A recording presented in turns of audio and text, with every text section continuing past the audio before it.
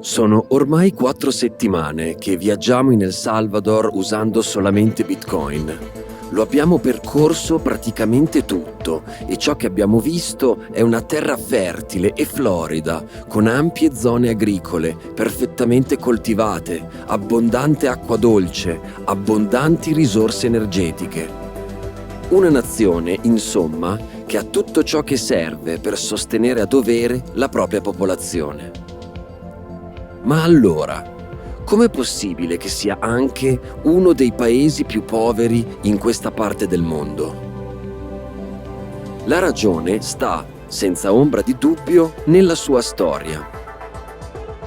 Siamo nella giungla dietro gli altipiani di Perequín, nella regione del Morazán.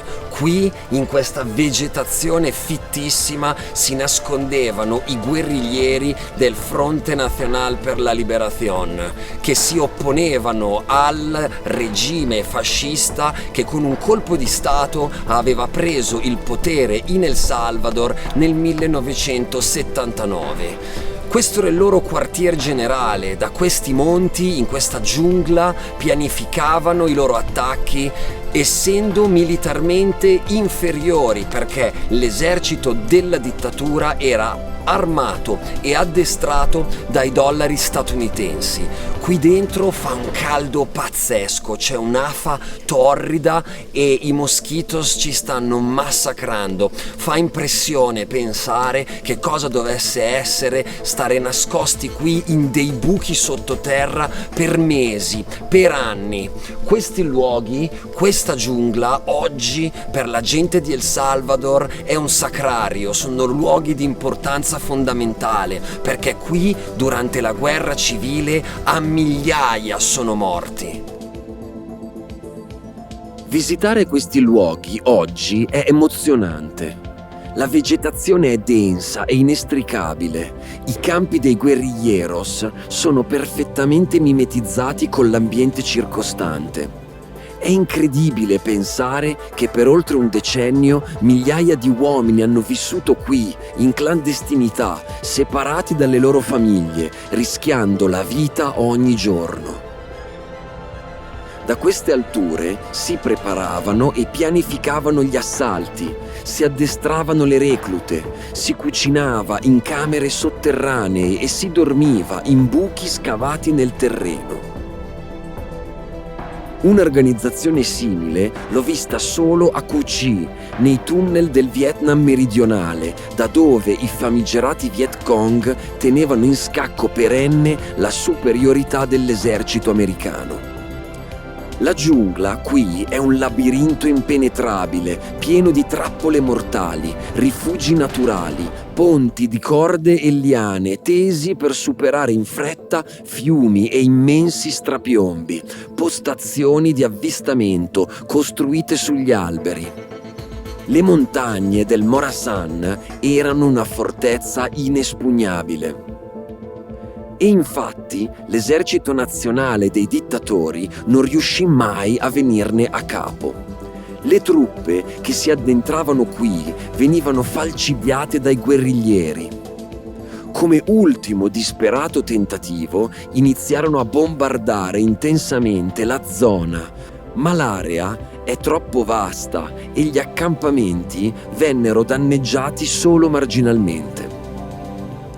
Fu allora che il regime decide di fare quello che sempre si fa quando si è condotti alla disperazione. Iniziò a prendere di mira la popolazione civile.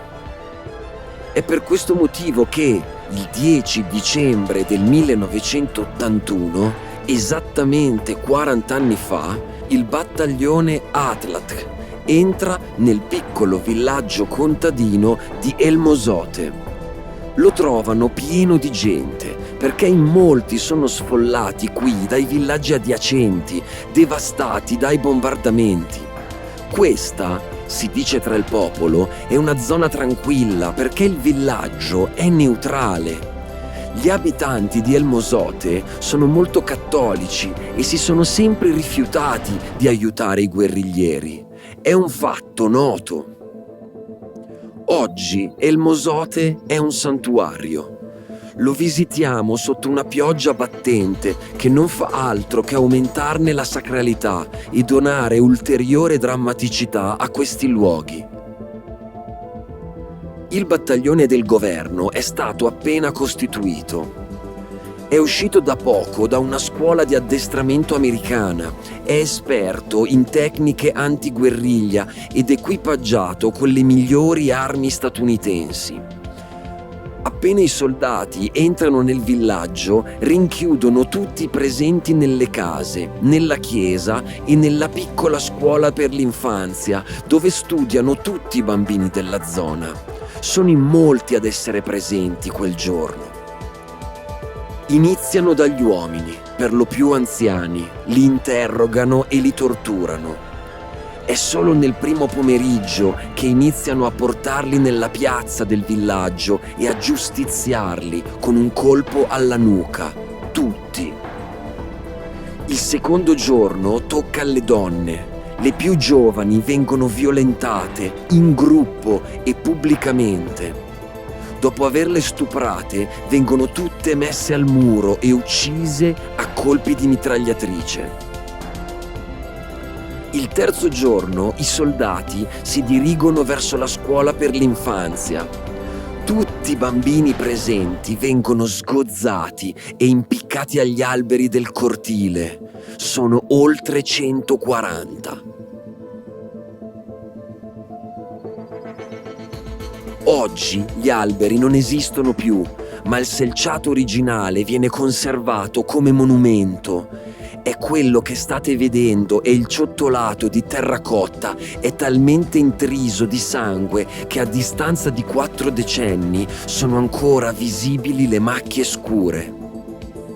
Il massacro di El Mozote è il più grosso eccidio nella storia recente del Centro e del Sud America. Oltre 1000 persone sparirono in quei 3 giorni. I loro corpi furono smembrati e sparsi nei campi circostanti. Oggi riposano tutti in una fossa comune, al centro del monumento commemorativo, protetti da una cancellata. La lista dei loro nomi sembra non finire mai. Mentre una guida locale ci spiega nel dettaglio il genocidio, ringraziamo che la pioggia sui nostri volti nasconda la commozione. La guerra civile in El Salvador durerà 13 anni, farà 80.000 vittime, in buona parte civili, devasterà per sempre un'economia già precaria, distruggerà intere città, dividerà intere famiglie. Sono molti gli episodi che avremmo potuto raccontarvi, ma abbiamo scelto quello più rappresentativo. Storie come quella di El Salvador devono servirci a tenere a mente che noi siamo dei privilegiati. Il nostro benessere, le nostre libertà, gli 80 anni di pace che ci hanno resi tra le nazioni più ricche del mondo sono frutto del caso, immeritate. Nel 1921, durante un'intervista al New York Tribune, l'industriale Henry Ford dichiarava che il male essenziale dell'oro, e quindi del denaro, nella sua relazione con la guerra è il fatto che può essere controllato. Rompete il controllo del denaro e fermate la guerra. Introdurre Bitcoin in un paese come El Salvador spero davvero possa significare anche questo.